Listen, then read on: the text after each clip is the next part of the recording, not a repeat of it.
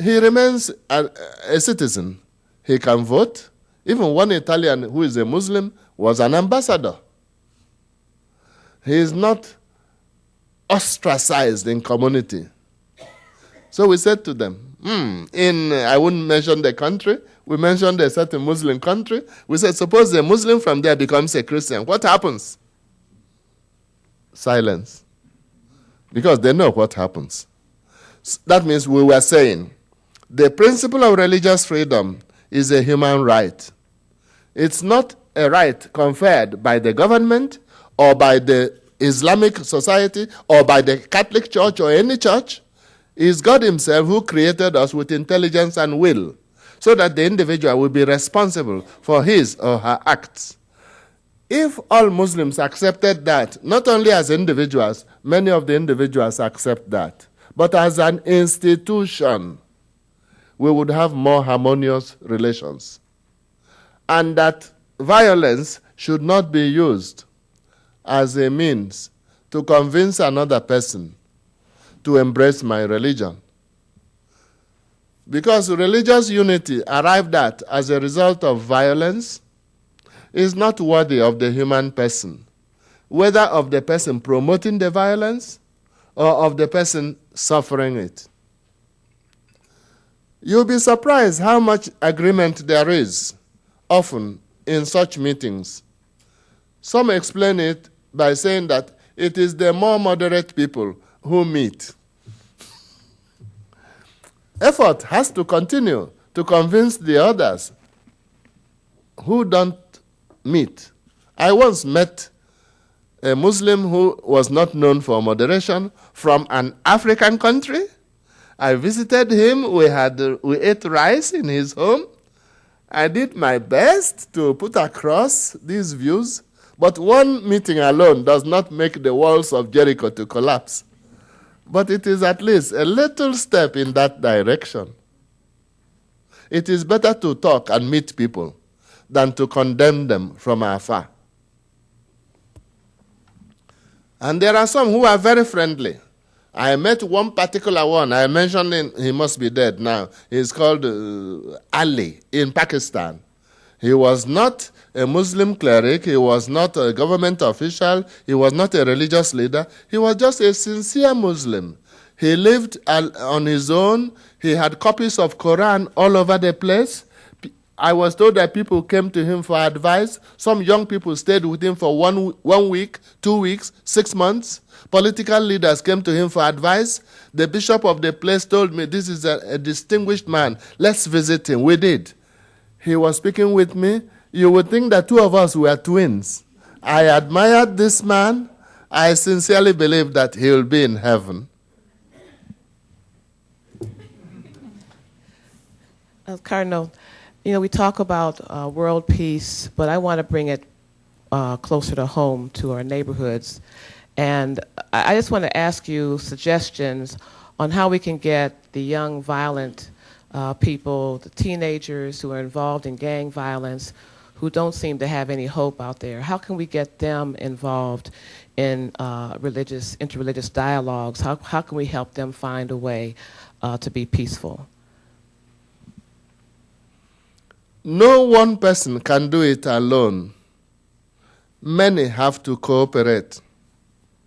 The family is very important. There, all of us are launched into life. If the family is at peace, if father and mother are models of love, forgiveness, we all offend, reconciliation so necessary, the children are being oriented. If the family is living in tension, non-forgiveness, not to talk of divided families, or single mother families, then the children are already negatively oriented. Sometimes it may not be the fault of that particular person or the other, but the situation is damaging. So family is number one. School is also number two. The school matters because it is an institutionalized place to quicken the work of education. The school cannot ignore the formation of character and the proposition of right and wrong. We are not to reduce it to being judgmental. A professor of mathematics, if you say 2 and 2 are 5, the professor is not going to accept that just because you are a free person. I asked the professor, if a student says 2 and 2 are 3.5, 2 by 2 is 4, another says 2 by 2 is 5, do you say, well, I will not be judgmental? He laughed. He said the children have to learn to be objective, otherwise they fail the examination. So the school matters. The media, radio, press, television. What is it they show the people? If the television shows so much violence, killing, shooting, oh, Lord help us. And the children are looking at it every day. Some children adore in front of the television for 1 hour a day. And the television comes literally to your family and hijacks the children in the presence of the parents. And the parents surrender.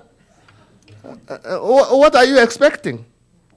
Then the children go, they have friends, or rather gangs, and then they learn evil they didn't know before. Then the children need models, role models, people they can look up to, citizens that can say, look, come, there is something better, follow me. So that also is important. There are many other factors. I would not pretend to know every neighborhood. There are other things, employment, benefits for those who are poor, playing ground. Games are very important in the training of children. St. John Bosco knew that in Turin. The children, little children, must play. Provide for them where they can play and exercise aggressiveness in an acceptable way. Otherwise, they will exercise it in another way. Thank you. And of course, religion. Religion cannot be reduced to an optional extra like sugar on the tea. Many people can take tea without sugar. So religion is much more fundamental than that because it gives us orientation in life, gives us values, tells us this is right, you should do it. This is wrong, you don't do it. If you do it, you have committed a sin. They say, oh, you are judgmental. What's wrong with a judgment?